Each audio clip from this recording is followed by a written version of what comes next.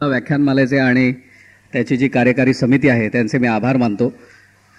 कारण व्याख्यानमालेला मिळणारा प्रतिसाद पाहता एखादी व्याख्यानमाला इतकी वर्ष चालू ठेवायची त्याच्यासाठी निष्ठाच लागते. मग तिथे फायद्या तोट्याचा काही विचार करता येत नाही. माणसं मिळत नाहीत हल्ली अशी एक तक्रार व्याख्यानमालाचे आयोजक करत असतात. पण शिवाजी महाराजांनी कुठे जाहिरात दिलेली नव्हती मावळे मिळत नाहीत म्हणून, नाही का? तर माणसं जोडावी लागतात आणि जोडलेली माणसं मग आपल्यासाठी येत असतात. तशी टोपीवाला व्याख्यानमालेच्या कार्यकर्त्यांनी तात्या सामंत असोत किंवा प्रदीप देसाई असोत त्यांनी माणसं जोडलेली आहेत आणि म्हणून ही माणसंच आज ही व्याख्यानमाला साजरी करण्यासाठी येथे आपुलकीने आपलेपणाने येत असतात. आज ज्या व्यक्तीची मी मुलाखत घेणार आहे ते आपल्यासमोर आहेत आणि त्यांची मी ओळख करून देणं हे फारच चुकीचं ठरेल. कारण मला असं वाटतं की उभ्या महाराष्ट्रात असं एकही घर नसेल की जिथे ॲडव्होकेट उज्ज्वल निकम माहीत नाहीत. असं कुठे असेल असं मला वाटत नाही. तर त्यामुळे थेट मी मुलाखतीला सुरुवात करणार आहे. या मुलाखतीच्या प्रकाराबद्दल मला एकदा आपल्याला सांगायचं आहे आणि ते म्हणजे असं की मुलाखत म्हणजे जाहीर पंचनामा किंवा उलट तपासणी नाही आहे. जरी ते वकील साहेब असले आणि न्यायालयामध्ये रोज त्यांचं जाणं येणं असलं तरीसुद्धा लोकमत लक्षात घेऊन त्यांच्याशी चर्चा करणं, त्यांच्याशी गप्पा मारणं आणि कायदेविषयक त्यांच्या या क्षेत्राच्या व्यतिरिक्त एक माणूस म्हणून वैयक्तिक आयुष्यामध्ये थोडंसं डोकावणं म्हणजे गरजेपुरतंच हे आज मी आजच्या या मुलाखतीतून साधण्याचा प्रयत्न करणार आहे. आणि मला वाटतं तुमच्या सर्वांची साथही तितकीच अपेक्षित आहे. याला कारण असं आहे की बऱ्याच वेळेला मग स्टेजवरती चिठ्ठ्या येतात की अमुक अमुक काही प्रश्न विचारायचे. त्यापैकी बरेचसे प्रश्न हे बोलावलेल्या पाहुण्याला अडचणीत टाकणारे असेच असतात. त्यामुळे मी वेगळा आहे असं मला म्हणता येईल की आपली मतं आपण आलेल्या पाहुण्यांवरती लादायची आणि त्याच्या तोंडून ती वदवून घ्यायची. हा प्रकार काय आज इथे होणार नाही याची मी उज्ज्वल निकम यांना ग्वाही देतो आणि आजच्या मुलाखतीला सुरुवात करतो. निकम साहेब, तुमचं गिरगावमध्ये स्वागत. धन्यवाद. गिरगावचा आणि आपला यापूर्वी कधी संबंध आला होता का? दीपक, मी प्रामाणिकपणे सुरुवातीला सांगतो की मला आज सर्वात काही जास्त भावलं असेल तर तुमच्या मनातील निर्मळपणा. तुम्ही आहात सुंदर परंतु निर्मळपणा फार अपवादात्मक आपल्याला बघायला मिळतो. कारण आजपर्यंत माझी महाराष्ट्रात अनेक ठिकाणी मुलाखत घेतली गेली पण मुलाखतकार नेहमीच काहीतरी मी उज्ज्वल निकमना कसा कोंडीत पकडतो म्हणजे तो प्रभू चावला असेल आज तक मधला सीधी बातवाला आणि काहींची स्टाईलच वेगळी, हसून हसून मी तुझ्यापेक्षा श्रेष्ठ कसा. पण तुम्ही मला हे फार चांगलं सांगितलं की मला काही पंचनामा करायचा नाही, उलट तपासणी करायची नाही. खरं म्हणजे व्याख्यानमाला, व्याख्यानातून चिंतन, चिंतनातून विचार, विचारातून मनाची बैठक हा व्याख्यानमालेचा उद्देश असतो. आणि मुलाखतीद्वारे मला काय अनुभवायला आलं मी हे आपल्यासमोर विशद करायला हवं. त्यातून काय आपण कसे पुढे जाणार आहोत माझ्या अनुभवाच्या शिदोरीवरती हा एक विचार म्हणून मी प्रामाणिकपणे कबूल करतो की मला तुमच्या मनातील उमदेपणा भावला.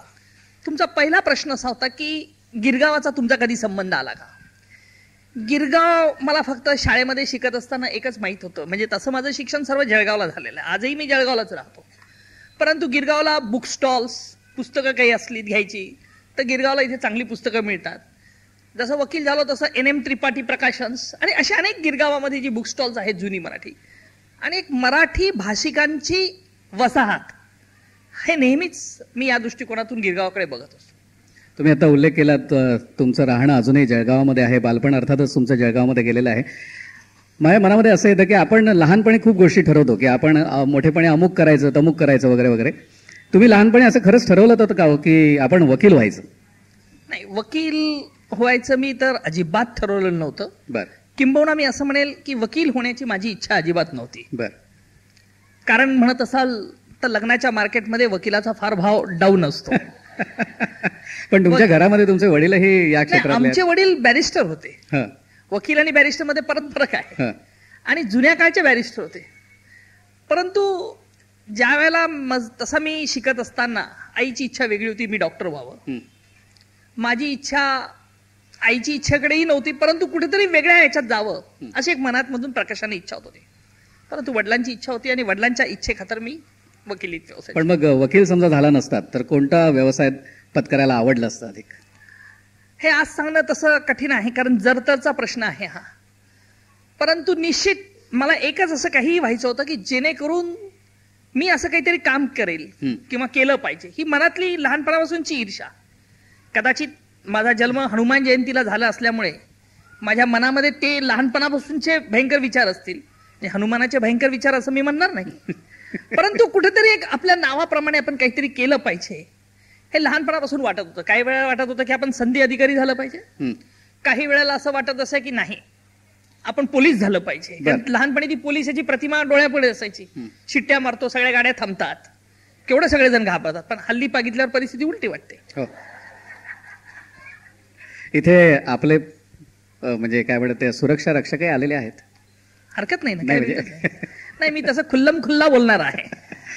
बरं, मग मला एक सांगा की तुम्ही म्हणालात आता की वडील तुमचे बॅरिस्टर होते आणि म्हणजे कायद्याच्या संदर्भातलं काम तुमच्या घरामध्ये किंवा तसं वातावरण तुमच्या घरामध्ये होतं. मग वडिलांनी तुम्हाला मदत मार्गदर्शन काही केलं की नाही? कारण शक्यतो असं होतं की मराठी कुटुंबामध्ये बाप आपल्या मुलाला सांगतो की माझ्या व्यवसायामध्ये येऊ नको, दुसरा कोणताही व्यवसाय कर. तर असं आपल्याकडे काही घडलं की नाही? वडिलांची इच्छा होती मी वकील व्हावं, त्याप्रमाणे मी वकील झालो. त्यावेळेला LLB ला मला फर्स्ट क्लास मिळाला आणि एक सरकारचं शासनाचं त्यावेळेचं धोरण होतं की जे कोणी लॉची फर्स्ट क्लास परीक्षा पास होतात त्यांना ताबडतोब मॅजिस्ट्रेटची ऑर्डर देत होते. बरं, लग्न व्हायला वेळ होता म्हणून माझी इच्छा होती मी मॅजिस्ट्रेट झालं पाहिजे, काहीतरी अधिकारी झालं पाहिजे. वडिलांची इच्छा होती, परत सांगितलं नाही, खाजगी व्यवसायात वकिली करा. आणि मग खाजगीत मग कुठल्या क्षेत्रात करायची? आरोपीची बाजू घ्यायची की सरकारची बाजू घ्यायची? मग असं वाटलं की सहकार क्षेत्रात वकिली करावी. कारण पुढारी, सहकार क्षेत्र म्हणजे पुढाऱ्यांचं क्षेत्र असतं. पुढाऱ्यांचं क्षेत्र मातब्बर आणि आमच्या जिल्ह्यामध्ये कारखाने, साखर कारखाने, सहकार सोसायट्या.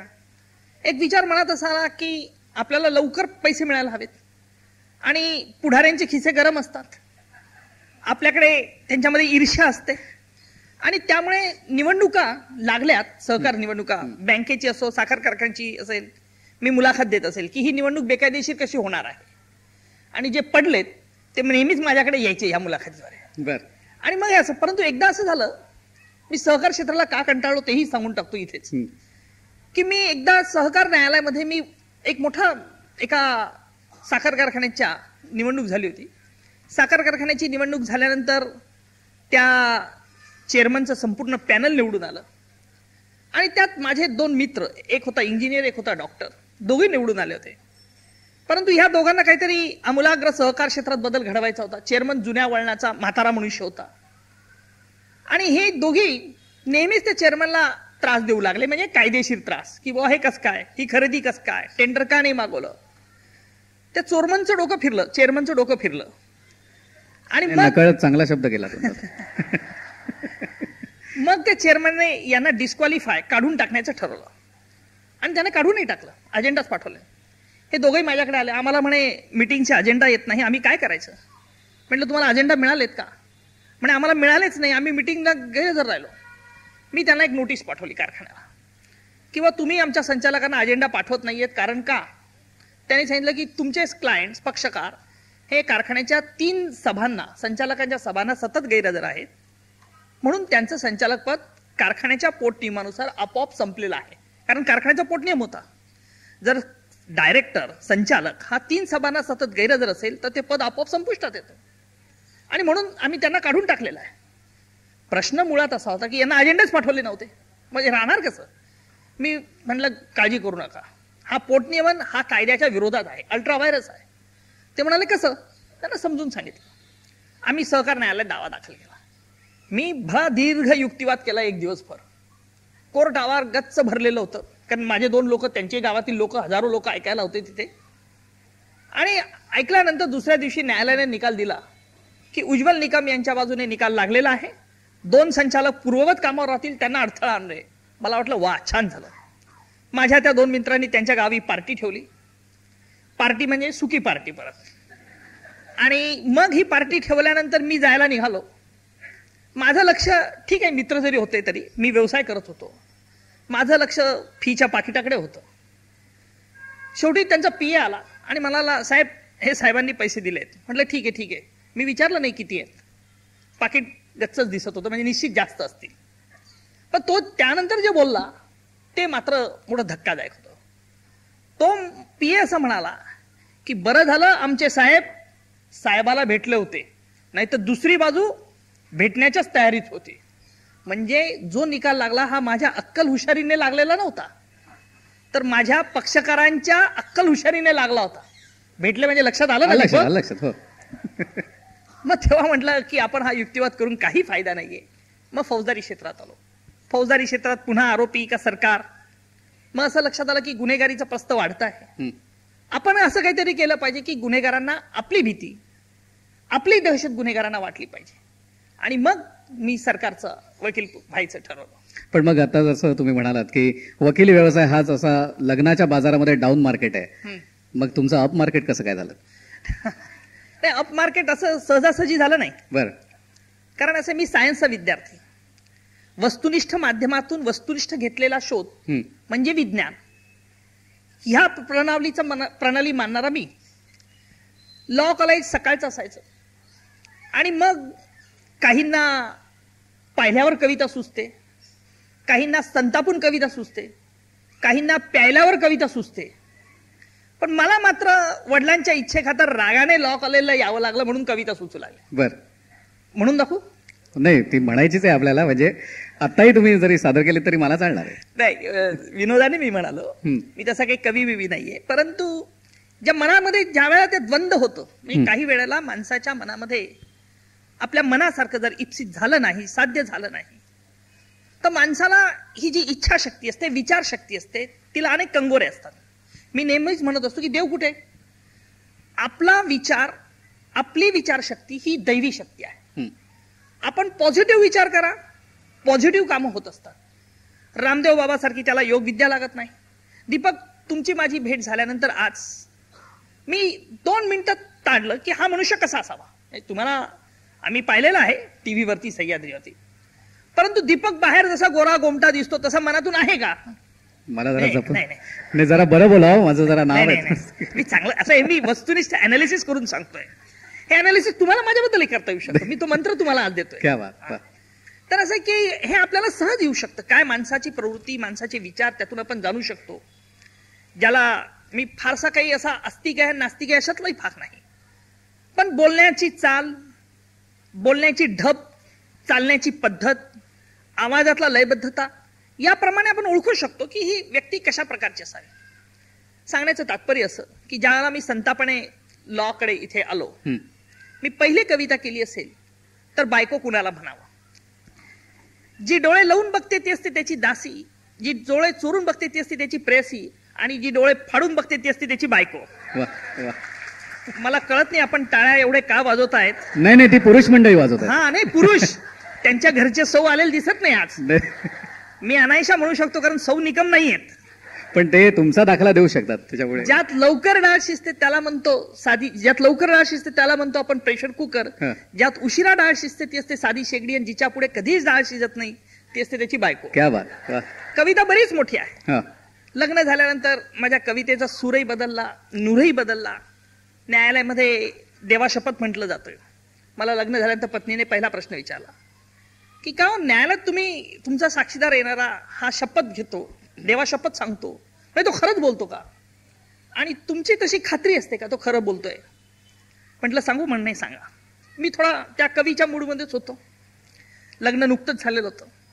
पुनवेचा तो पूर्ण चंद्रमा ढगाडून जेव्हा बघतो, देवाशपथ खरं सांगतो, तुझाच चेहरा मजला दिसतो. पत्नी खुश झाली. पुढे आणखी असेल.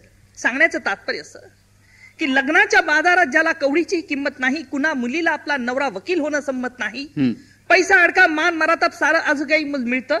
अधूनमधून ही बातमी जेव्हा आमच्या सौला कळते, वटवृक्षाला फेरी मारण्याची ती करते घाई. वकिलाजी लॉ ऑफिसर म्हटलं असतं, वकिलाजी लॉ ऑफिसर म्हटलं असतं तर काय बिघडलं असतं त्या कुलगुरूच्या काकाचं? निदान आमच्या सासूबाईवरती इम्प्रेशन तर पडलं असतं. वा वा. पण बघ, आता तुमच्या या व्यवसायाबद्दल कधी वहिनीने ऑब्जेक्शन वगैरे घेतलं की नाही? आता ऑब्जेक्शन घेऊन काय उपयोग? नाही, आता इतक्या वर्षाने नाहीच घेता येणार, पण त्यावेळेला कारण तुम्ही जीवावर उदार होऊन असे वकिली करत आहात. असं दीपक, आमची एकत्र कुटुंब पद्धती, एकत्र कुटुंब पद्धतीचे अनेक फायदे असतात. महत्वाचा फायदा म्हणजे पत्नी जरी आवडत नसेल तरी जास्त आवाज करत नाही. वा. कारण सगळेच बाजूचे सभोवताली मोठे वरिष्ठ मंडळी असतात. आणि हा मोठा ऍडव्हान्टेज. आणि एकत्र कुटुंबाचा दुसरा ऍडव्हान्टेज म्हणजे आज मी जे मुक्त संचार करू शकतो, म्हणजे पत्नीशी प्रामाणिक राहून, तो नाही फारच स्पष्ट वक्तेपणा होतोय, पण आमचा विश्वास आहे तुमच्यावर. दीपक का नसावा? तुम्ही नाटकात काम करणारी मंडळी म्हणून तुम्हाला खुलेसवार सांगण्याची गरज आहे. बरं मला एक सांगा की जिंकलेली पहिली केस आठवते का तुम्हाला? हा, जिंकलेली मला एक पहिली केस आठवते. ती एक एदलाबाद तालुक्यातली होती. बर. 2 भाऊ असतात, एकाला मुलबाळ होत नसतं आणि एकाला मुलं असतात. गडगंज संपत्ती असते. सुदैवाने त्या भावालाची मुलगी म्हणजे पत्नी गर्भवती असते. ह्या मोठ्या भावाला ते काही सहन होत नाही. त्याच्या डोक्यात एक विचार येतो की ह्या इस्टेटीत आता हिस्से होणार, हिला मुलबाळ झालं तर तो वाटेकरी होईल, आणि म्हणून तो तिला ठार करण्याचं ठरवतो. त्याकरता भाडोत्री मारेकरी आणतो. ती एकटी शेतात गेलेली असताना सुपरवाईज करायचं असते शेतीवरती, शेतकरी कुटुंबातली. तर हे भाडोत्री मारोत्री तिला धरतात चारही बाजूंनी आणि तिच्या पोटावरती विळाने मारतात आणि गळा कापून काढतात, तिचा ठार होते. असे 4-5 लोक असतात. प्रत्यक्ष बघणारा साक्षीदार कोणी नव्हता. मी हार्डली माझ्या वकिली व्यवसायाला त्यावेळेला एक 7-8 वर्ष नुकतीच झालेली असते. मी नुकतंच सरकारी वकील म्हणून पहिलं ब्रीफ माझ्याजवळ आलं होतं. ते परिस्थितीचा अभ्यास केला, ती जागा बघितली. त्या जागेहून हिने ज्या वेळेला किंकाळ्या मारल्या असतील त्यावेळेला कोणी ऐकण्याच्या परिस्थितीत ती जवळपास होतं का?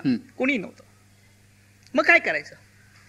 मग मी पोलीस अधिकाऱ्यांना सांगितलं की बघा, ह्या 4-5 जे 6 आरोपी आहेत त्यातला कुठल्या आरोपीचा मिनिमम रोल आहे, कमीत कमी रोल न मारण्यामध्ये. त्यांनी सांगितले की ही व्यक्ती आहे. मग म्हटलं ठीक आहे, ती व्यक्तीला मी माफी द्यायला तयार आहे, तिने जर त्या व्यक्तीने कोर्टात यांच्या विरुद्ध पुरावा दिला तर. पोलीस अधिकारी म्हणाले ठीक आहे, आम्ही प्रयत्न करतो. पोलिसांच्या प्रयत्नाला यश आलं. त्या व्यक्तीला मी माफीचा साक्षीदार केला. माफीचा साक्षीदार का केला?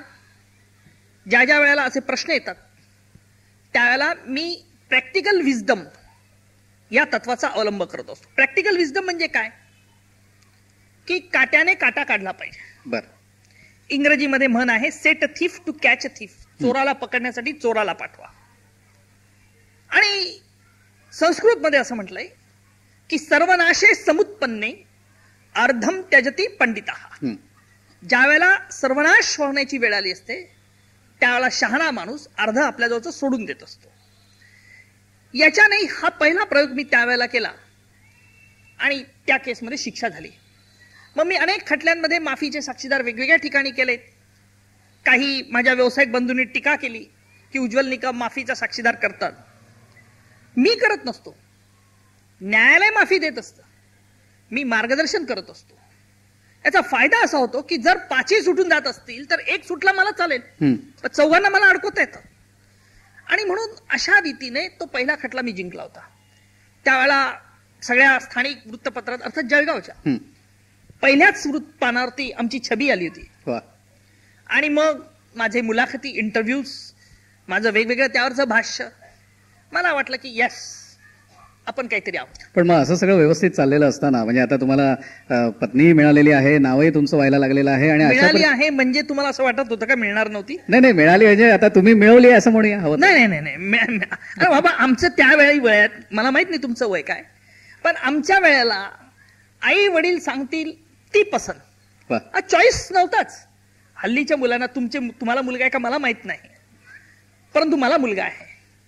आणि हल्लीची मुला मुलींचं वेगळं आहे. ते स्वतः फ्रीडम या युगामध्ये त्यांचं स्वतःला स्वातंत्र्य आहेत असं ते मानतात. पण आमच्या वेळेस तसं नव्हतं की आई वडिलांना, मोठ्या भावाला, बहिणींना ही पसंत, मग आपल्याला पसंत. पण मग आता मुद्दा फॉर्मॅलिटी म्हणून आपल्याला विचारलं जातं. एक उपप्रश्न की आता तुम्ही तुमच्या मुलाला वकील करण्याच्या इराद्यात आहात का? नाही. मी त्याला आहे बघा, 12वीला त्याला 93% मार्क्स होते. मी त्याला कधी सांगितलं नाही की तू वकील हो, पण त्याची इच्छा होती वकील व्हावा. बरं. तो स्वतः. बरं. पण मला मगाच आपला प्रश्न अर्धवट राहिला. मला असं विचारायचं होतं की पत्नी योगायोगाने तुमच्या आयुष्यात आली सर्वांच्या मताने, नाही का? त्याच्यानंतर तुम्ही एवढ्या वेगवेगळ्या केसेसमध्ये नावही कमवत होतात. मग खाजगी प्रॅक्टिस सोडून सरकारी वकील होण्याचं काय तुम्ही स्वीकारलं? त्यामागचं कारण नाही, एक माझ्या लक्षात आलं की सामान्य माणसाला काय हवं असतं. सामान्य माणसाला दुर्जनांचा निपात, गुंडांचा नायनाट, आणि आपण जर ते केलं तर निश्चित सामान्य माणूस त्यातला स्वतःचा तो माझ्यात बघू लागतो. म्हणजे जी तुमची वेवलेंथ असते सामान्य माणसाची आणि माझी, यातला ब्रिज आपोआप तयार होत असतो. मी कितीही बाकीचं चांगलं काम केलं तर तो सामान्य माणूस तेवढा माझ्या हृदयात येणार नाही. लक्षात घ्या की मी नेहमीच म्हणत असतो, चांगला पोलीस अधिकारी असेल, चांगला वैद्यकीय अधिकारी असेल, त्यांनी जर प्रामाणिकपणे आणि कसोशीने अगदी काम केलं तर लोकांच्या गळ्यातील टाईट बनतात. का बनतात? कारण ते सामान्य माणसाला जे हवं असतं ते करत असतात, किंवा सामान्य माणसं जे करू शकत नाहीत ते त्यांच्याकडे निश्चित असं म्हणता येईल. सामान्य माणसाला वाटत असतं की आपण, त्याच्या मनामध्ये एक असुरक्षिततेची भावना असते, त्याला स्वतःबद्दलच्या तो एका कोळ्यामध्ये असतो, जाळ्यात स्वतः अडकलेला असतो. त्या जाळ्याच्या पलीकडे जाऊन तुम्ही जर करू लागलात तर तो सामान्य माणूस आपल्याशी जोडला जातो. पण मग असं नाही वाटत तुम्हाला की आता सरकारी वकील तुम्ही झालेला आहात, त्याच्याऐवजी जर मॅजिस्ट्रेट किंवा जज झाला असतात तर हाच न्याय तुम्हाला देता आला असता, किंवा जास्त न्यायनिवाडा अधिकारवाण्याने करता आला असता? दीपक, लक्षात घ्या की प्रत्येक वेगवेगळ्या व्यवसायात ही वेगवेगळी व्यावसायिक बंधनं येत असतात. बरं, मी न्यायाधीश झालो असतो, मला वाटतं तशी संधी तुम्हाला आली होती. कारण नाही आली होती, बरोबर आहे, पण मी तसे न्याय निवाडे फक्त दिले असते. कदाचित दीपक तुम्ही जर माझ्याजवळ आला असता, मी न्यायाधीश असतो, तर पहिला माझ्या मनात संशय आला असता, दीपकचं काय, कशा करता आला दीपक माझ्याकडे, कायची केस तर माझ्या बोर्डावरती नाही. हे असे जे विचार येतात ना, हे केवळ का येतात, ती मानसिकता का तयार होते की तुम्ही त्या प्रोफेशन मध्ये आहात म्हणून. आज माझ्या मनामध्ये तो विचार येऊ शकत नाही. म्हणून काही वेळेला माणसाचं मन हे कंगाल का होतं, कारण ते कंगाल एवढ्या करता होत असतं की ती व्यावसायिक बंधनं आणि आजूबाजूचा बघणारा समाज, त्याच्यामुळे ती आपोआप त्याच्यावरती रिस्ट्रिक्शन, रिस्ट्रेंट येत असतात. पण मग आता जळगावहून मुंबईपर्यंतचा प्रवास याच्याविषयी आम्हाला जाणून घ्यायचंय की जळगावात एकदम मुंबई गाठली. जळगावला रेल्वेत बसलो की मुंबईला येतो मी दर सोमवारी. ते बरोबर आहे, ते शनिवार रविवार तुमचं जळगाव प्रेम मला माहिती आहे. जळगाव प्रेम नाही, मला मुंबईला राहायला नाही जागा. आता तुमच्या इथे टावर, तुम्ही मगाशी तुमची ओळख करून देताना सांगितलं तुम्ही गिरगावकर आहात. म्हणजे आज 1993 ला मी मुंबईला आलो. दर सोमवारी रविवारी रात्री मी जळगावून बसतो, सोमवारी इथे येतो, सोमवार ते शुक्रवार इथे काम करतो, शुक्रवारच्या रात्रीने जातो, तर परत जळगावला शनिवार येतो. मला आजपर्यंतच्या अनेक वर्षात अनेक लोक भेटलेत, हा तुम्ही काम काय फार सुंदर करतात, हो वा वा वा, we are very proud of you, तुम्ही देशाकरता फारच चांगलं काम करतात. हे असं कोणी म्हटलं म्हणजे माझ्या मनाचा धडफडाट होतो.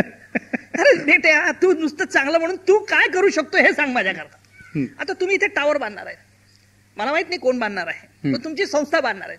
तुमच्या मनात हा विचार येईल का की उज्ज्वल निकमांना घरने आपण विचार केला पाहिजे? नाही येणार. नाही, तुम्ही गिरगावकर झाला तर आम्हाला बरंच वाटेल. बरं का? नाही, बरं वाटेल. फार म्हणजे पुणेरी बोलणं झालं तुमचं.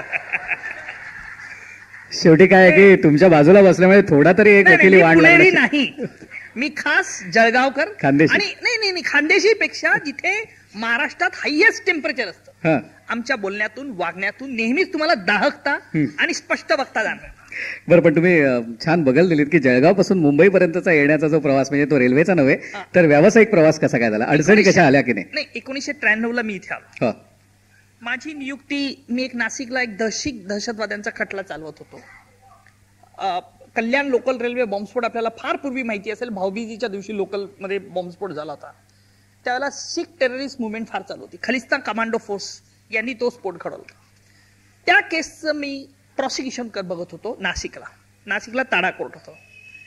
त्यावेळेचे सीआयडीचे ऍडिशनल डीजी सतीश साहनी होते आणि मुंबईचे त्यावेळेला जॉईंट सीपी MN सिंग आणि सामरा पोलीस आयुक्त होते. सतीश साहनींनी सांगितलं की त्यावेळेला माझं वय काहीतरी 30-31च्या आसपास असेल, की तुम्ही ही केस बघा. म्हणजे माझं नाव त्यांनी MN सिंगकडे रेकमेंड केलं.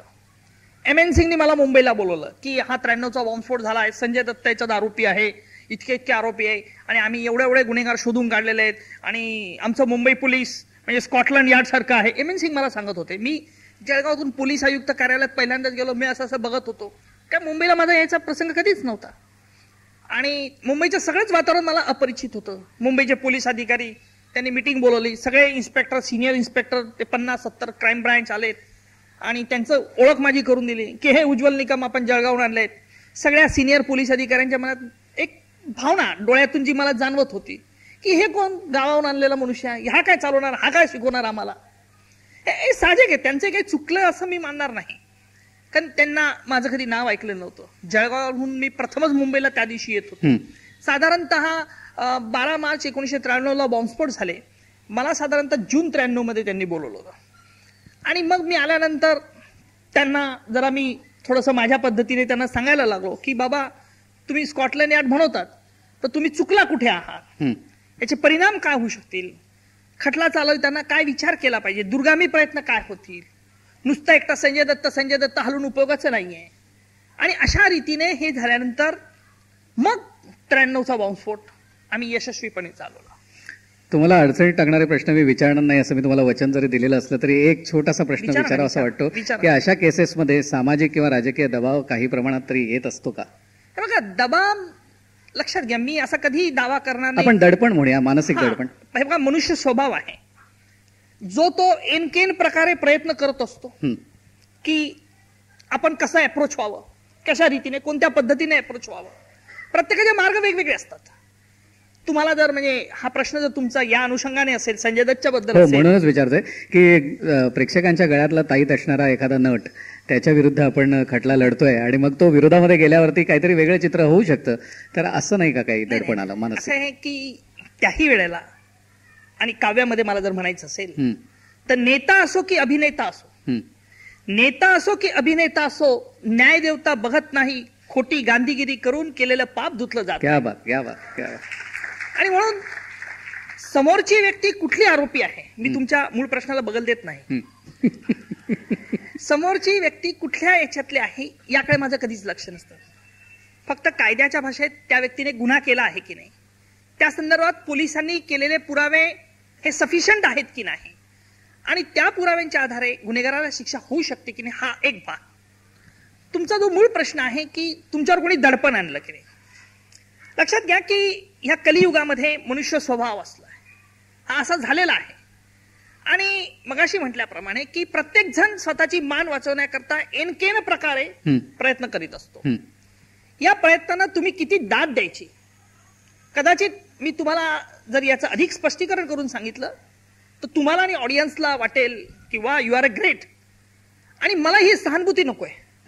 म्हणून काय दडपणं आली, त्या दडपणांवर मी काय मात केली, हे खुलासेवार मी अजिबात सांगत नाही, नका सांगू, नाही चौकोनामध्ये राहत सगळं नाही. मग एवढंच करता सांगणार नाही की तुम्हाला माझ्याबद्दल अकारण सहानुभूती वाटू नये. बर.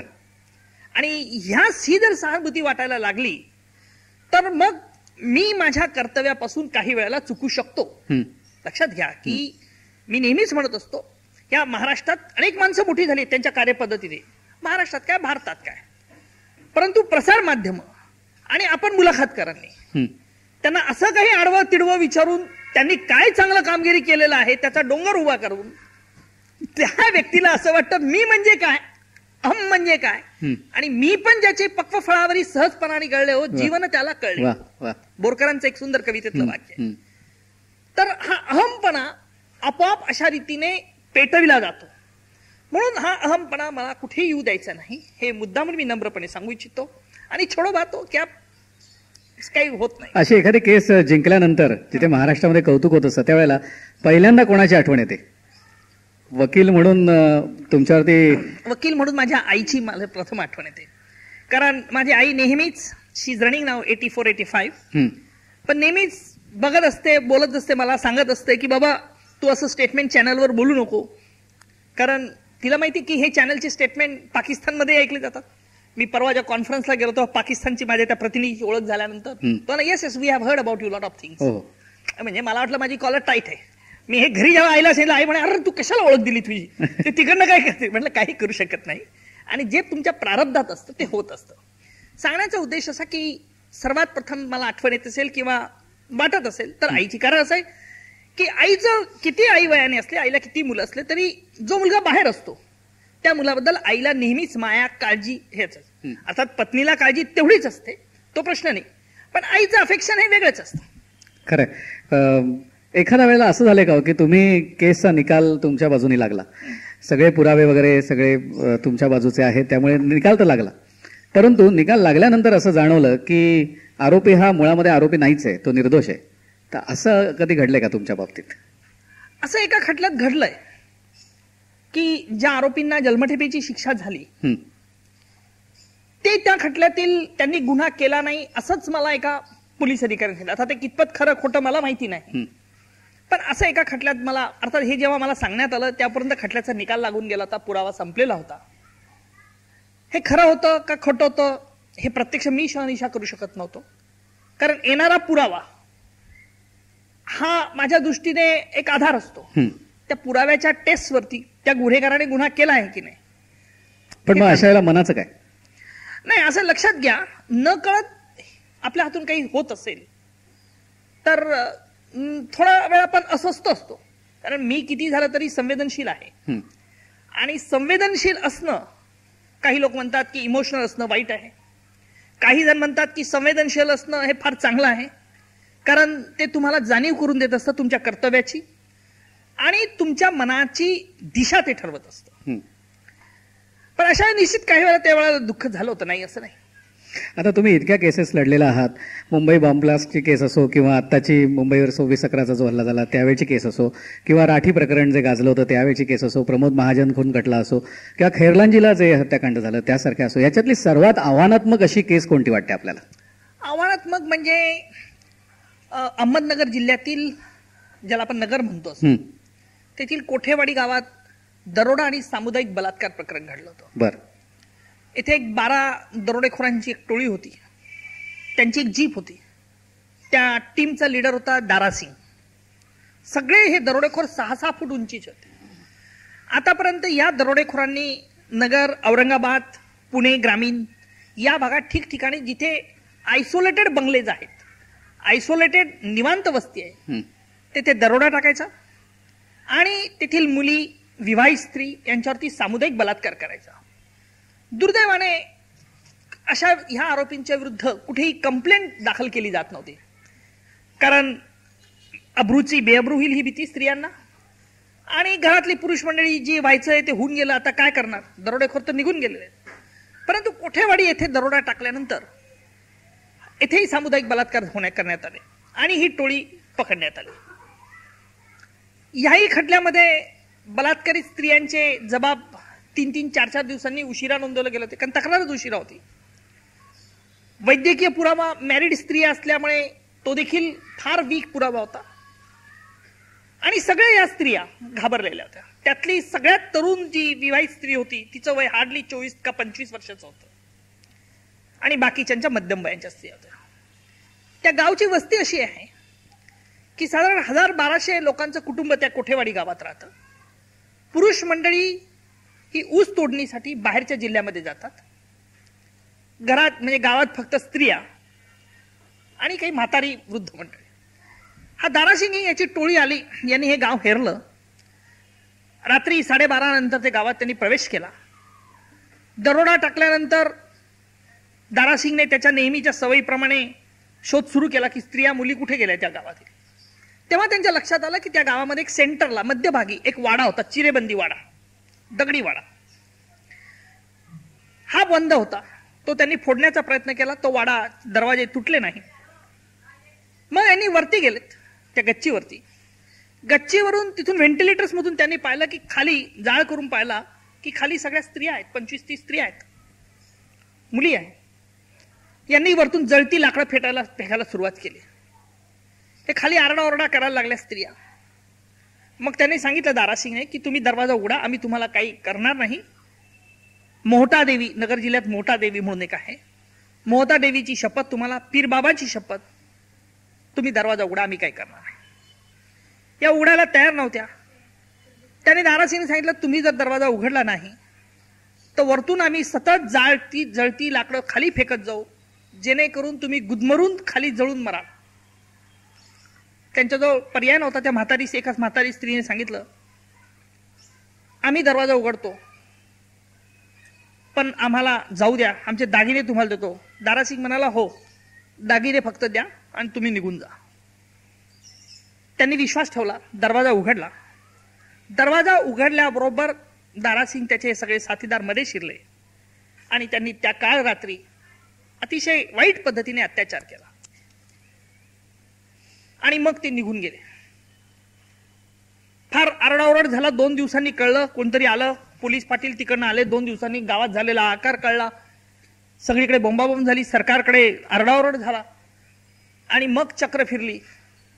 2-3 दिवसांनी तक्रारी दाखल झाल्या, पोलीस गेलेत आणि मग खटला हा CID क्राईमकडे वर्ग करण्यात आला आणि सरकारने माझी याच्यात नियुक्ती केली. माझ्या पुढे महत्वाचा प्रश्न असा होता, या स्त्रियांना बोलतं करायचं. असं आहे की मी जे काही यश मिळवतो हे यश माझं एकटंच नसतं. It's a team work success. साक्षीदार, मला मदत करणारे माझे पोलीस तपास अधिकारी, या सगळ्यांचं यश ते असतं. पोलीस अधिकाऱ्यांनी मला, CIDच्या अधिकाऱ्यांनी मला कल्पना दिली की साहेब ह्या कोणी स्त्रिया बोलायला तयार नाहीत.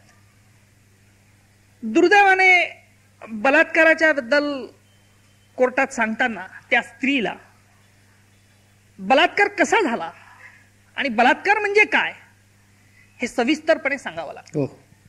हे अत्यंत लांछनास्पद, वाईट आणि वकिलांच्या समवेत सांगावं लागतं. आणि अशा प्रसंगी नाशिक म्हणजे नगरच्या मी सर्किट हाऊसमध्ये त्या एक पहिली ती 27, 23, 24, 25 वर्षाची जी मुलगी होती, शिक्षिका होती ती त्या शाळेमधली, तिला विचारपूस केली. ती म्हणाली साहेब आम्ही सांगणार नाही. आम्ही सांगणार नाही. म्हटलं का सांगणार नाही? तर ती म्हणाली की नाही, आम्ही सांगितलं आणि हे नेहमीच असं करत असतात दारासिंग आणि याची टोळी प्रसिद्ध आहे. म्हटलं तो सुटणार नाही, मला सरकारने याच्यात मुद्दा म्हणून पाठवलंय, तुम्ही जर साक्ष दिली. मी अनेक प्रकारे समजूत घालण्याचा प्रयत्न करत होतो, त्या ऐकायला तयार नव्हत्या. त्या मध्यम वयांच्या स्त्रियांना सांगितलं. मग शेवटी मी सांगितलं की तुम्ही जर सांगितलं नाही, परिणाम असा होईल की हे दरोडेखोर सुटतील, पुन्हा एखाद्या गावी जातील, पुन्हा असं दुष्टचक्र होईल, पुन्हा सुटतील, पुन्हा बलात्कार होतील, पुन्हा मारून नाही टाकतील ते. ही शक्यता आहे. सुदैवाने तुम्हाला कोणाला मारून टाकलं नाही. नाही म्हणे सांगणार. मी थकलो. काय करावं? माझ्या रागून सगळे प्रयत्न झाले, रागवलो, बोललो खूप, एवढ्या लांबून मी आलो, काय काय काय त्या ढम कुठेही हालायला तयार नव्हत्या. मी माझ्या इन्स्पेक्टरला सांगितलं त्या शिक्षिकेला बोलव म्हटलं. त्याने परत शिक्षिकेला बोलवलं. हे 2-3 दिवसापासून मी त्यांना ब्रेन वॉश करत होतो, उपयोग होत नव्हता. काही वेळेला खटले चालवताना आपल्याला असं वाटत असतं की काय शिक्षा झाली, आरोपीला शिक्षा होणं हे अतिशय कठीण काम आहे. काही वेळेला मला वेगवेगळ्या दीपक भूमिका अदा कराव्या लागतात. काही वेळेला साक्षीदाराचा मित्र, साक्षीदाराचा बाप, साक्षीदाराचा फिलॉसॉफर, साक्षीदाराचा गुरुजी, सगळ्या वेगवेगळ्या, तुम्ही जशी नाटकात वेगवेगळी कामं करतात, म्हणजे आम्ही रिअल तसं असतो. रियालिटीमध्ये त्या भूमिका डिस्चार्ज कराव्या लागतात, वेगवेगळी फिलॉसॉफी सांगावी लागते, वेगवेगळं त्यांना धाडस द्यावं लागतं. शेवटचा मी कंटाळून त्या शिक्षिकेला म्हटलं की जर तू हे सांगायला तयार नाहीस, म्हटलं माफ कर म्हटलं, पण याचा अर्थ मला असा वाटतो आहे की जे काही झालं तुझ्यावरती हे एक तर तुला आवडलं असावं आणि तुझ्या संमतीने झालं. मी हे शब्द बोललो खरं, परंतु मला कल्पना होती की याची प्रतिक्रिया, याची रिॲक्शन तिच्याकडनं काय. सुशिक्षित होती ती पटकन तिच्या चेहऱ्यावरचे मी आविर्भाव बघत होतो, काय हिच्या चेहऱ्यावर प्रतिक्रिया काय होती. थोडंसं अंतर लांबच ठेवलं होतं. मी म्हटलं चिडून माणसाची प्रतिक्रिया उलटी सुलटी झाली तर. पण तिच्या चेहऱ्यावरचे आविर्भाव मला ओळखता आले. ती मला परत म्हणाली साहेब तुम्ही काय बोललात. मी पुन्हा तो डायलॉग रिपीट केला. तिच्या चेहऱ्यावरचे जास्त भाव क्रुद्ध झाले, डोळ्यात तिचा राग दिसू लागला. म्हणे माफ करा म्हणे साहेब, मी तुमच्याबद्दल ऐकलं खूप होतं म्हणे, पण तुम्ही अशा रीतीने माझी चेष्टा कराल, अशा रीतीने अपमान कराल, याची कल्पनाच मला सहन होत नाही म्हणे. मला हेच पाहिजे होतं. म्हटलं मला देखील वाईट वाटतं म्हटलं तुला असं बोलताना, पण ज्या अर्थी तू सत्य हे माझ्यापुढे सांगत नाहीये, म्हणे काय सत्य पाहिजे तुम्हाला. काही वेळेला ट्रूथ कसं असतं, सत्य असं ब्लर्ट होत असतं. ती त्या मानसिकतेमध्ये आली होती आता सत्य सांगण्याचे. म्हटलं काय झालं सांग मला सत्य. तिने सगळं सांगितलं मला, काय कसं केलं, दारासिंगने काय केलं, त्याच्यावर कसे होते साथीदार, काय नाही, सगळं मला तिने डिटेल सांगितलं. त्या रागाच्या मूडमध्ये तिला हा राग मला आणवायला लागला, तिला आणायला लागला, तिला मला पेटवायला लागलं रागासाठी. परंतु मला हेही माहिती होतं ही आज ती ह्या बंद एअर कंडिशन रूम मध्ये सर्किट हाऊसच्या माझ्या समोर बोलते आहे. कोर्टरूम मध्ये बोला. कोर्टात बोललं पाहिजे ना. कोर्टात बोललं तरच उपयोग आहे. मग म्हटलं हे बघ, तुझे हे म्हणते त्याच्यावरती माझा आज विश्वास बसतोय, पण या खोलीच्या बाहेर गेल्यावर माझा विश्वास तुझ्यावर बसणार नाही. म्हणे का? म्हटलं जोपर्यंत तू हे न्यायालयात सांगत नाही तोपर्यंत मला वाटतं तू ढोंग करतेस. तेवढे मी न्यायालयातही सांगायला तयार आहे. म्हटलं उद्याच. तिची दुसऱ्याच दिवशी साक्ष ठेवली. म्हटलं तू आता ज्या प्रमाणात चिडली ती मला न्यायालयात तू चिडून दाखवायला पाहिजे. कशी चिडते मी बघतो. वाघीण तयार झाली. मी साक्ष घ्यायला सुरुवात केली. तिला विचारलं काय झालं बाळ, किती वर्षापासून शिक्षिका काम करते, काय सुंदर होती दिसायला, काय झालं त्या रात्री, किती वाजता आले, कोण आलं आणि कसा दरवाजा उघडला, तुला कोणी धरलं, काय काय केलं, सगळं सगळं सगळं सगळं सांगत आली. म्हटलं आता मुख्य प्रश्न होता आरोपींना ओळखण्याचा. नुसतं सांगून उपयोग नाही हो. याने बलात्कार केला दीपक, हा होता तो होता असा आरोपी ओळखावा लागतं.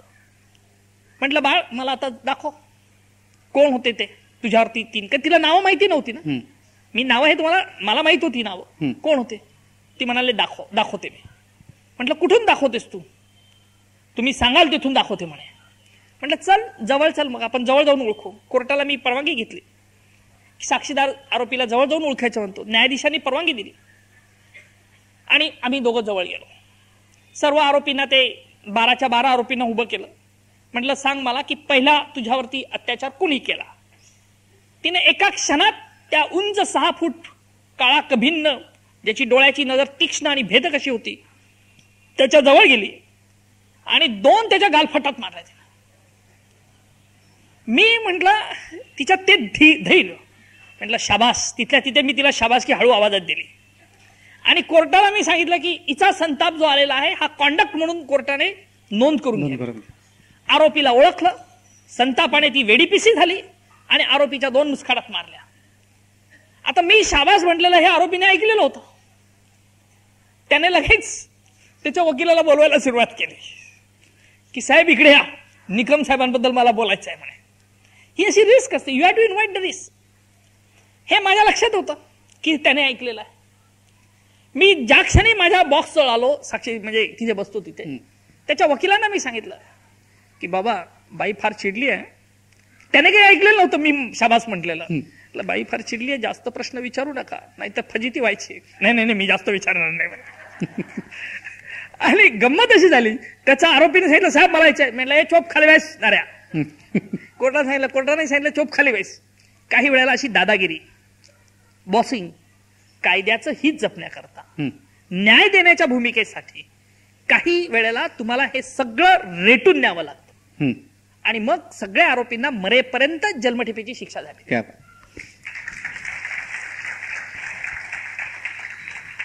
हा कोर्टरूम ड्रामा जो असतो तो आम्ही फक्त चित्रपटामध्ये किंवा नाटकामध्येच पाहत असतो किंवा करत असतो. प्रत्यक्षात तुम्ही तो नेहमी करताय. एक महत्वाचा प्रश्न पण तुम्हाला पुन्हा एकदा अडचणीत न आणता तुम्ही त्याचं उत्तर द्यावं अशी विनंती आहे, कारण सगळ्यांच्या इथे जमलेल्या सगळ्यांच्या मनामध्ये तो प्रश्न आहे.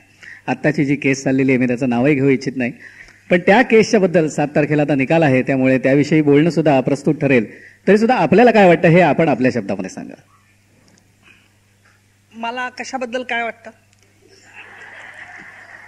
नाही असं आहे, आत्ताच्या झालेल्या केसबद्दल काय वाटतं? उलट तपासणी माझी घेताय. नाही ही उलट तपासणी नाहीये. मी आता कशावर बोलायचं? माझे दोन्ही हात बांधलेले, मी हातही हलवत नाही. मी उलट तपासणी कसा मी कसा 5 फूट 3 इंच उंचीचा आहे सांगू? कशाबद्दल बोलू सांगा ना.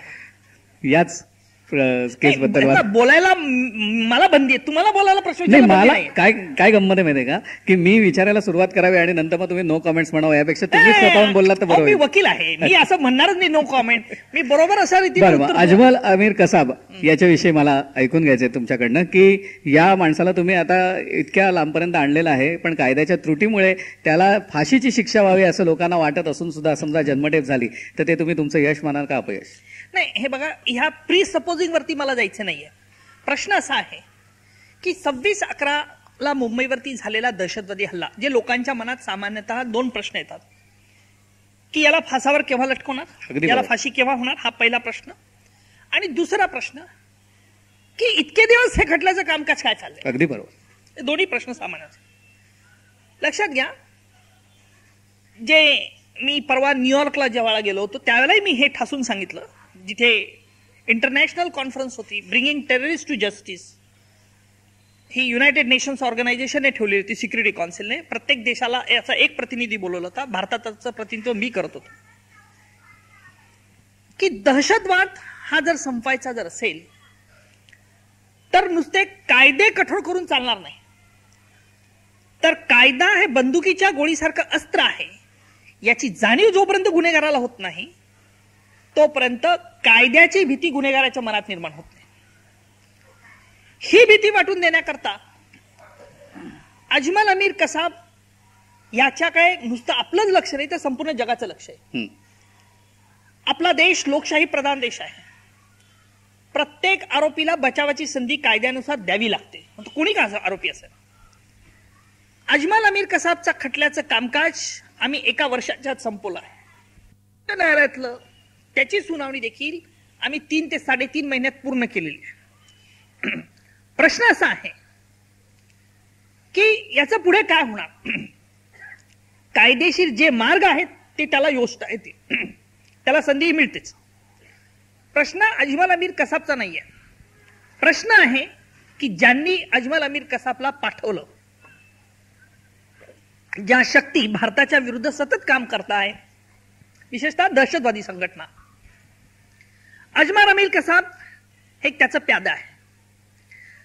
जे लष्कर ए तोयबा ही जी संघटना आहे पाकिस्तानची, आज आम्ही अजमल कसाब खटला चालून काय साधलं असं जर कोणी मला विचारलं तर मी सांगेल की आज आम्ही लष्कर ए तोयबा या संघटनेच्या मुसक्या बांधलेल्या आहे. आज त्यांचे जे कडवे अतिरेकी आहेत ते या आपल्या खटल्यामुळे आज पाकिस्तानच्या तुरुंगात खितपत पडलेले आहेत. हे जर झालं नसतं तर 26/11 सारखे दहशतवादी हल्ले अनेक ठिकाणी होऊ शकले असते. आणि म्हणून या खटल्यात मी अमेरिकेचे अधिकारी तपासले. अमेरिकेच्या FBI अधिकाऱ्यांना मुंबईला बोलवलं. करण्यामागचा उद्देश एकच होता की अमेरिकेला देखील कल्पना यावी की दहशतवादाने तुम्हाला, एका दहशतवादी हल्ल्याने तुम्हाला झालं, आमचे हात कायम पोळलेले असतात आणि तुमचं जोपर्यंत पर्सनल इन्व्हॉल्वमेंट याच्यात येत नाही तोपर्यंत तुम्हाला त्याची दाहकता समजणार नाही. ही दाहकता समजावी.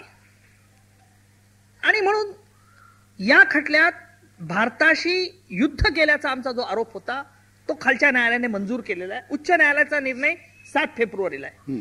निर्णय काय होईल हे मला सांगता येत नाही, पण दीपकजी मी प्रामाणिकपणे आम्ही प्रयत्न केलेले आहेत. आणि जेव्हा आपण प्रामाणिकपणे चांगले आत्मविश्वासपूर्वक प्रयत्न करतो तेव्हा नेहमीच यश हे आपल्या बरोबर असतं. हे कुठल्याही कल्पना घ्या, त्याच्याकरता काय पाहिजे, कुठल्याही गोष्टी करता. एक वराडी माणसं माझ्या नाटक बघण्यात आलं होतं. त्याच्यात मुलगीचं लग्न होऊन मुलगी सासरी जायला निघालेली असते,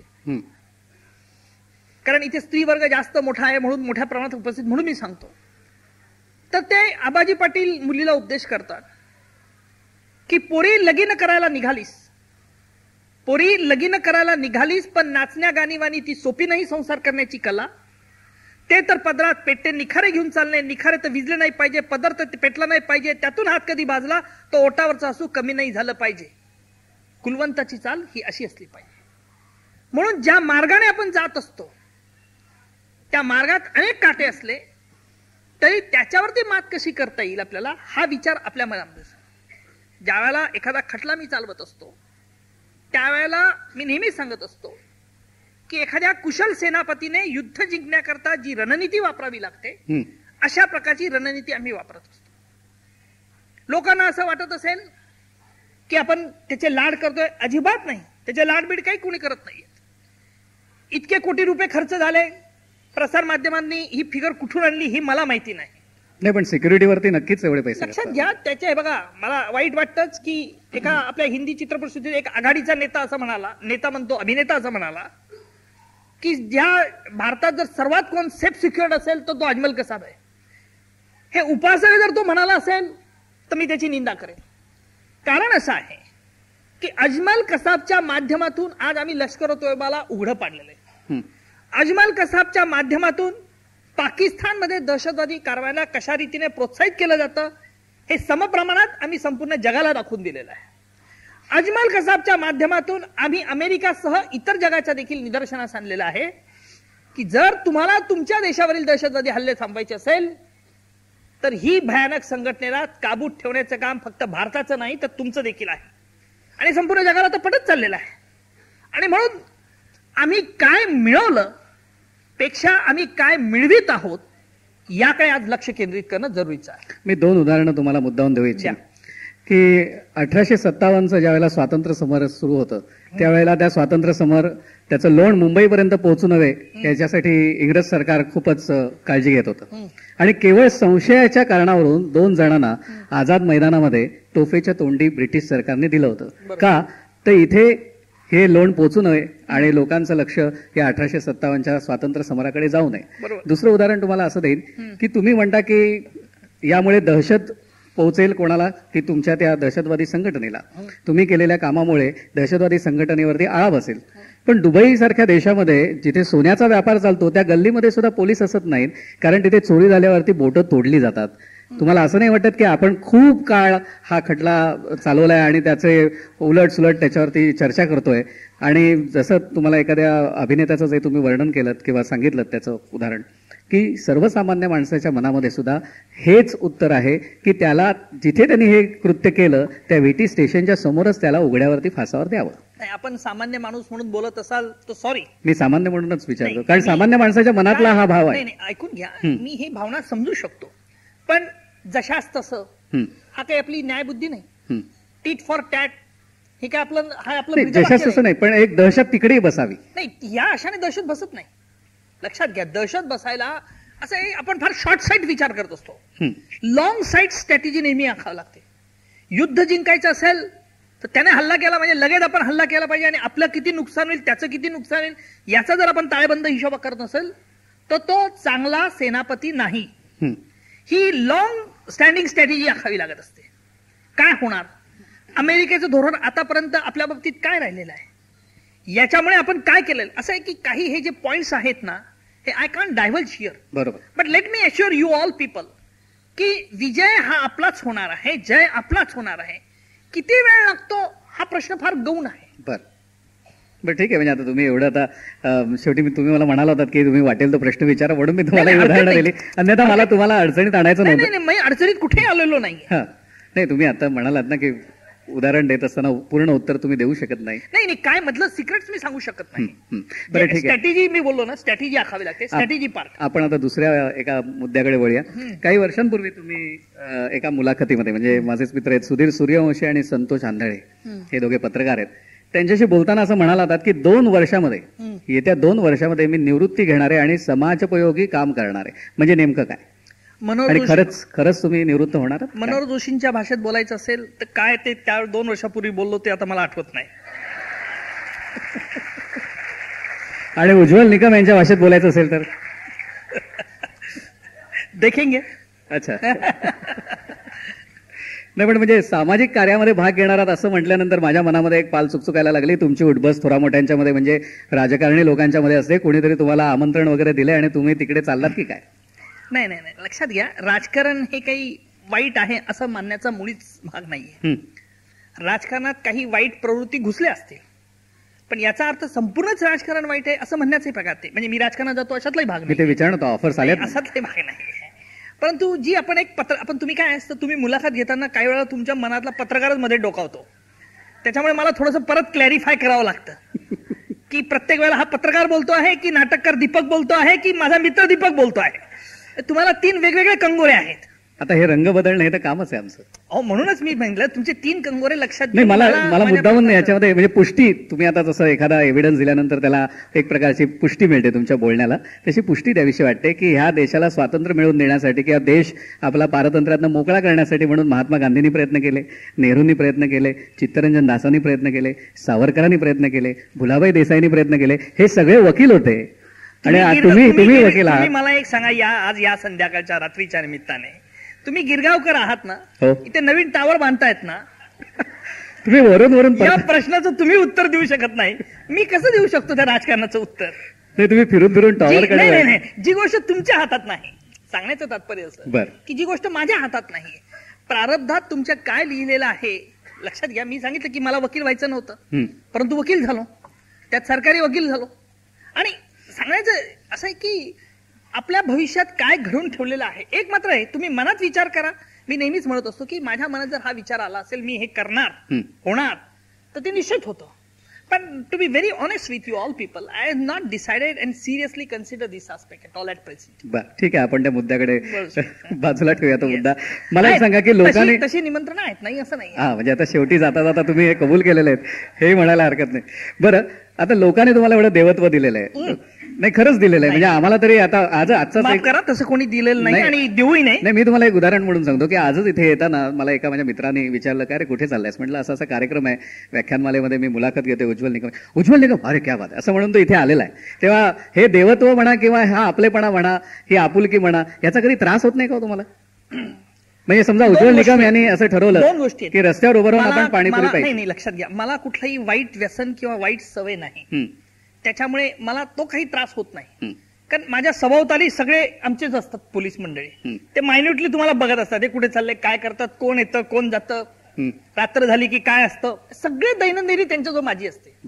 त्याच्यामुळे ते तुम्ही खुल्लम खुल्ला असतात. हा पहिला भाग. आणि असं असतं की हा जो तुम्ही मगाशी शब्दप्रयोग वापरला देवत्व, मी एवढंच म्हणेल की माणसाने कधी असं स्वतःला समजून घेऊ नये, दुसऱ्याने तर समजूच नाही आणि स्वतःलाही कधी समजू नये. कारण आपल्या इथे अशी उदाहरणं होऊन गेलेली आहेत.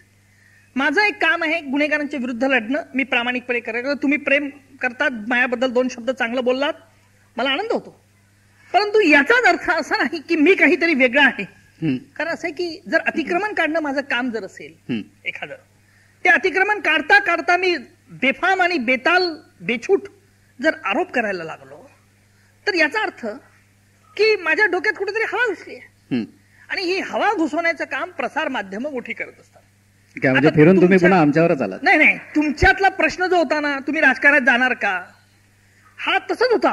पण तुम्ही एकदा म्हणाला होता तसं की आता मी समाजोपयोगी कामाकडे वळणार. मला त्यांनी प्रश्न विचारला असेल असा की आता तुम्ही राजकारणात नाही, आता संपलं, हे संपलं, व्यवसाय झाला, हा खटला संपला, तुम्ही पुढे काय करणार. मलाही त्याची फिरकी घ्यायची लहर आली असेल, मला आठवत नाही मुलाखत करायची, म्हणून मी सर राजकारणात जाणार, ते लगेच ती बातमी होत नाही ना. म्हणून काय असतं की काही वेळेला आपली पावलं, आपली ताकद ही आपण ओळखायला पाहिजे. जर मी ही ताकद न ओळखून वाटेल तशा जर वल्गना केल्या, निवडणुकीच्या संदर्भात शेषन यांनी फार चांगले नवीन नवीन मोहीम आणल्या, पण शेवटी प्रसार माध्यमांनी त्यांना असं वरती चढवलं की ते सगळेच काही बाकीचं विसरले. शेषन राजकारणात पडले, नवा पक्ष घेतला, रामदेव बाबा म्हणे आता नवीन पक्ष काढतायत. कशा करता बोलवणं म्हणजे काय, तुम्ही चांगलं योग विद्या हे सांगा. प्रसार माध्यमांनीच त्यांना कुठेतरी औषध दिलं असेल, बाबाजी आप अभी नया पक्ष काढ दो, बाबाजी चढले झाडावरती. नाही, मला मोकळेपणाविषयी बोलायचं होतं की तुम्हाला मोकळेपणानेच बोलतोय आणि मोकळेपणाने बघतोय. बघा आता इथे आलो, इथे तुमच्या इथे मला म्हणे हे खा. मध्यंतरी आम्ही यांच्या दुकानात गेलो, कुठलं काय यांच्या आमच्या दुकानात गेलो, विनय मध्ये गेलो, तर आमचे यांनी सांगितलं चला विनयमध्ये चांगलं, म्हटलं चला विनयमध्ये गेलो. मी गेलो, माझ्यावर 5-7 आमची पोरं कार्बाईन घेतलेली, आमचे गार्ड्स लोक ते आले. म्हटलं मला एकट्याला द्यायचं नाही, द्यायचं असेल त्या पोरांना नाही द्या. त्या नाही दिलं. विनयने मान्य केलं. विनय म्हणजे काय मोठ्या मनाचा आहे. नाही, मी पणसवाडीतच राहतो म्हणून विचार. मी एकदा गेलो म्हणून विनय मान्य केलं, रोज जायला लागेल तर कसं होईल ते. तुम्ही रोज जात असाल दीपक. नाही, पण माझ्यावर कारवाईवाले नसतात. बरं, मला एक सांगा की तुम्ही मगाशी एक छोटासा उल्लेख केलात की तुम्ही इथे हॉटेलमध्ये राहता, तुम्ही एवढ्या मोठमोठ्या केसेस लढलेला आहात, सरकार पक्षाला विजय मिळवून दिलेला आहात. कधी कोणत्या सरकाराने, म्हणजे एखाद्या राजकारणी माणसाचं नाव नाही घेत, परंतु एखाद्या सरकारनं तुमची मुंबईत राहण्याची, खास करून टॉवरमध्ये तुमची इच्छा दिसते, तर टॉवरमध्ये राहण्याची कुठे सोय वगैरे नाही, म्हणजे हॉटेलमध्ये राहण्यापेक्षा टॉवरमध्ये राहणं जास्त बरं म्हणून विचारतो की अशी कोणी काही सोय नाही का केली अजून? जाऊ द्या, ते काय आपलं दुःख कशाला सांगत बसायचं. बघा, मी याचं म्हणजे मी नो कॉमेंट्स म्हणालो, त्याचं मराठीकरण करून माझ्या दुःखाचं मी कधीच भांडवल करत नाही. If I will say something here, tomorrow it will be flash in the newspaper. कशाला पाहिजे ते आपल्याला? मी आनंदाने दिसतो ना तुम्हाला, तुमच्याशी आनंदाने व्यवस्थित विनोद करून बोलतोय ना, संपलं. म्हणजे गिरगावात कुठे कधी टॉवर उभा राहिला तर आम्ही तुमचं नाव नक्की रेकमेंड करू. मगाशी तुम्ही बोलता बोलता सुद्धा खूप छान कविता वगैरे सादर केल्यात. असं नाही वाटत कधीतरी की उज्ज्वल निकम वकील झाल्यापासून कविता करायचे थांबलेले आहेत, उज्ज्वल निकम वकील झाल्यापासून नाटक बघायचे थांबलेले आहेत, असं नाही वाटत? प्रत्येक यशस्वी पुरुषाच्या यशात त्याच्या पत्नीची साथ आहे असं म्हणण्याचा साथ प्रघात आहे. माझ्या यशात देखील माझ्या सौंची साथ आहे, नाही म्हणायला आज माझी काय बिशाद आहे. वा वा वा. हे कविता तर तुम्ही एक झलक दाखवलीत. नाटकाच्या मुद्दाहून नाटकाविषयी तुम्हाला प्रश्न अशासाठी विचारला की ह्या अजमल अमीर कसाबला जेवढी पाकिस्तानातल्या लोकांनी विशेषणं दिली नसतील तेवढी तुम्ही विशेषणं दिलीत. त्याला सैतान काय म्हणालात, रावण काय म्हणालात, किलिंग मशीन काय म्हणालात, त्याच्यानंतर जंगली जानवर काय म्हणालात.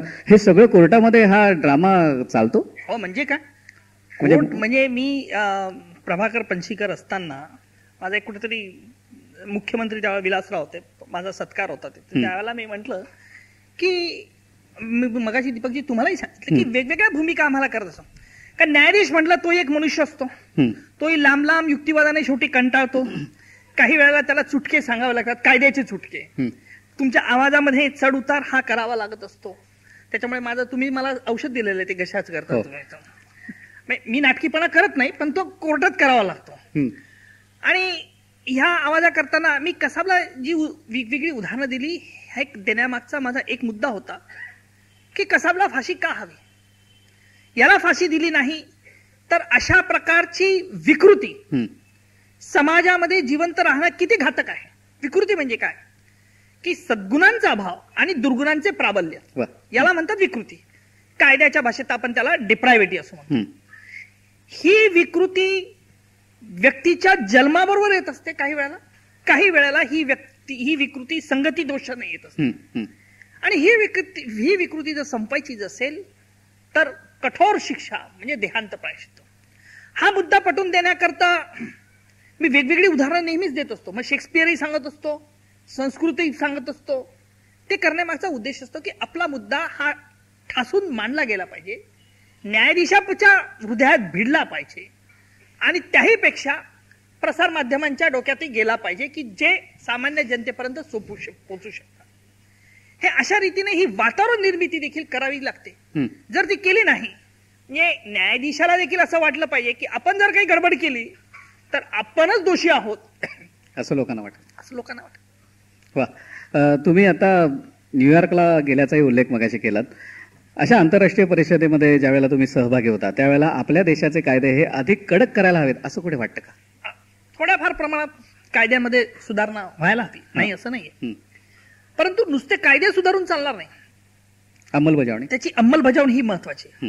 आज दुर्दैवाने फाशीची शिक्षाचा दयेचा अर्ज अनेक वर्ष प्रलंबित राहतो. पूर्वापारपासून पद्धती चालली आहे. कायद्यामध्ये तरतूद नाही की राष्ट्रपतीने किती मुदतीत हा अर्ज निकाली काढला पाहिजे. पुण्याला मी 2000 साली राठी हत्याकांड चालवलं. त्याची फाशीची शिक्षा सुप्रीम कोर्टाने 2000 सालीच कायम केली. तो 98-97 चालला, 2000 सुप्रीम कोर्टाने कायम केली. 8 स्त्रिया ठार केल्या, 2.5-3 वर्षाची मुलं त्यांचे गळे कापून काढले चोरी करता. सर्व आरोपींना फाशीची शिक्षा झाली. पण आजही त्यांचा दयेचा अर्ज राष्ट्रपतींकडे पेंडिंग आहे. याला कारण काय? कठोर शिक्षा आम्ही का मागतो? त्या गुन्हेगाराला फक्त शिक्षा नाही तर समाजात अशा प्रकारची विध्वंसक हिंसक कृत्य इतरांनी करू नये म्हणून इतरांना धडा, म्हणजे मागच्या स्टेज पुढच्या शहाणा, या म्हणीप्रमाणे ही महत्वाची असते. दुर्दैवाने हा उद्देश सफल होत नाही आणि म्हणून काही वेळेला आपल्या कायद्यामध्ये, पुराव्याच्या कायद्यामध्ये, प्रोसिजरल लॉस मध्ये हा बदल आवश्यक आहे. मला आणखीनही काही प्रश्न विचारायचे पण तुमच्या घड्याळाकडे माझं सतत लक्ष जात आहे आणि पोलिसांनी फक्त 10 वाजेपर्यंतच परवानगी दिलेली आहे मायक्रोफोनच्या वापरासाठी. म्हणून एक शेवटचा प्रश्न विचारतो आपल्याला की आपण एवढं यश मिळवलं, उत्तुंग यश मिळवलं, खरोखरच जळगावमधून मुंबईमध्ये आलात, इथे मोठं नाव कमवलं. जळगावला हो ना, मी आहे तुमचं माहेर आहे ते. माझं जळगाव म्हणजे माझं सगळं काही. बरं, तर एवढं नाव कमवलं, पोटात दुखणारे लोक सापडले की नाही वाटेवर? चालायचं जो पोटात दुखणारे जिकडे. तुमचं हे एक बरं आहे की उत्तर द्यायचं नसलं की चालायचंच हवं असं तुम्ही म्हणता. आता हा मनुष्य स्वभाव आहे ना, या मनुष्य स्वभावाला काही औषध नाही आपल्याजवळ. अरे घरामध्ये सुद्धा आता मला माहित नाही तुम्ही एकत्र राहतात का एकटेच राहतात का भावासोबत राहतात? नाही, एकटाच राहतात. मग तुम्हाला अनुभवायला शक्य नाही. परंतु जिथे कुठे 2 भाऊ असतील साधारणतः तिथेही असं असतंच की सगळीकडेच असतं. परंतु सांगण्याचं तात्पर्य काय, याच्याकडे आपण लक्ष देत नाही की हातीच्याला बाजार से माहिती आहे ना हो, हो, तुम्हाला, मग कशा. मला असं वाटतं की आपण आज इथे आता थांबावं आणि उज्ज्वल निकम यांना भावी आयुष्यामध्ये अशाच चांगल्या चांगल्या पद्धतीच्या केसेस मिळाव्यात आणि त्याने आरोपींना योग्य तो रस्ता दाखवावा. मला असं वाटतं की त्यांचं हे यश हेच आपल्या सर्वांसाठी एक उत्तम असा आदर्श ठरावं. आणि त्यांनी जो न्यायमूर्ती प्रभुणे बाणा जपलेला आहे, रामशास्त्री प्रभुणे बाणा जपलेला आहे, तो त्याने असाच शेवटपर्यंत जपावा. कारण आम्ही उज्ज्वल निकम यांच्यावरती विश्वास ठेवून आहोत. ते जरी नाही म्हणाले तरी आम्ही देवत्व देऊन आहोत. धन्यवाद.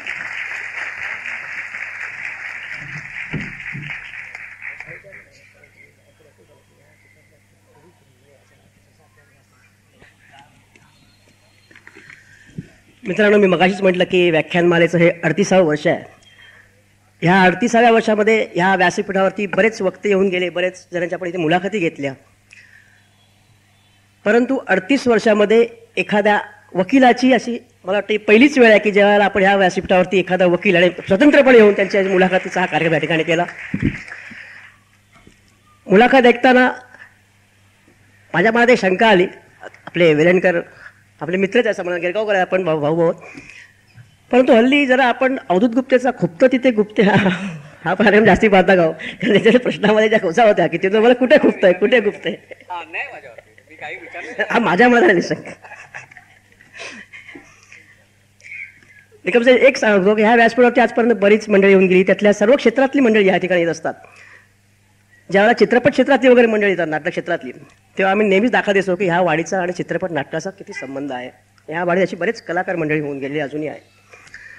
परंतु आता मला आणखीन एक अभिमानाने सांगावं असं वाटतं की आज स्वतंत्रपणे या वकिलांची आपण या ठिकाणी मुलाखत आपण घेतली की ह्या वाडीचे जे प्रवेशद्वार आहे, त्या प्रवेशद्वारातून शिरताना आपण जर डाव्या त्याला लक्ष दिलं तर हायकोर्टाचे सुप्रसिद्ध वकील आजचे म्हणजे वालावलकर वकील आहेत, म्हणजे सतीश वालावकर म्हणे, त्यांचा पिढीजात त्यांचा या ठिकाणी व्यवसाय इथे आहे. जे वास्तव्य पण होतं, आता ते सध्या दादरला आहे, परंतु त्यांचं ऑफिस या ठिकाणी. अशा ह्या वाडीमध्ये आपण प्रवेश केला आणि या ठिकाणी आपली अतिशय सुंदर अशी मुलाखत आज वेलणकरांनी घेतली. अतिशय उत्तम प्रश्न वेलणकरांनी विचारले, याबद्दल प्रश्नच नाही, त्याबद्दल धन्यवाद वेलणकरांना. पण दीपकजींना खास धन्यवाद. त्या प्रश्नाची अतिशय खुसखुशीत खुमासदार अशी उत्तम प्रकारची उत्तरं निकम साहेबांनी दिली. आपण सर्वांनी याचा आनंद उपभोगला आहे. जाता आणि मध्येच एक चेहरा वाचण्याचा त्यांचा जो गुण आहे, सुरुवातीला त्यांनी याचा आपली एक झलक दाखवली, समोरच्या चेहरा ते कसा वाचू शकतात, आता त्याचा व्यवसायामध्ये त्यांना फार उपयोगी होत असेल. कवी मनाचे आहेत, खुसखुशीच्या कविता ऐकवल्या की ज्यातून आपण बराच काही बोध घेऊ शकतो, अशा बोध त्याच्यात कविता त्यांनी ऐकवल्या.